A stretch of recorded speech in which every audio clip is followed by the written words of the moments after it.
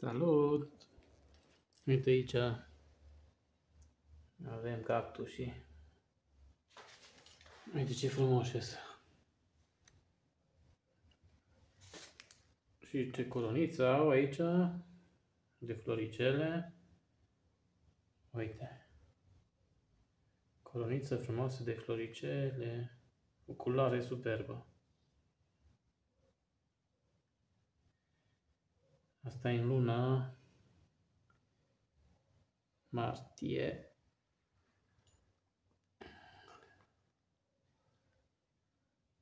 Ăștia sunt dolofani, așa. Ăștia erau unul singur, din care, uite cum s-au desfăcut 4. Încă 3. Uite. Probabil că și ăștia se desfac. Aici 2 zone de creștere. Uite. Sunt mărișori.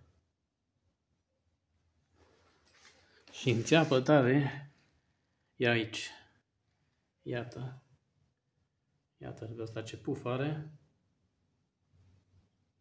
Uite ce puf.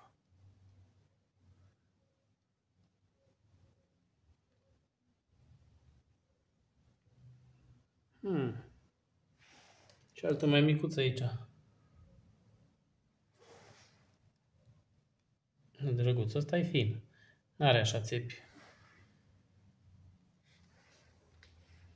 Sunt mai moi țepii ăștia. Da. Crescut și tifoi aici. Le place aici la căldură și la soare. Uite-i.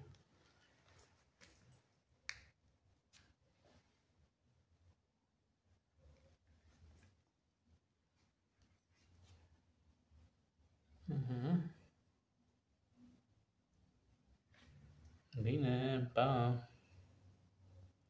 Vă salut!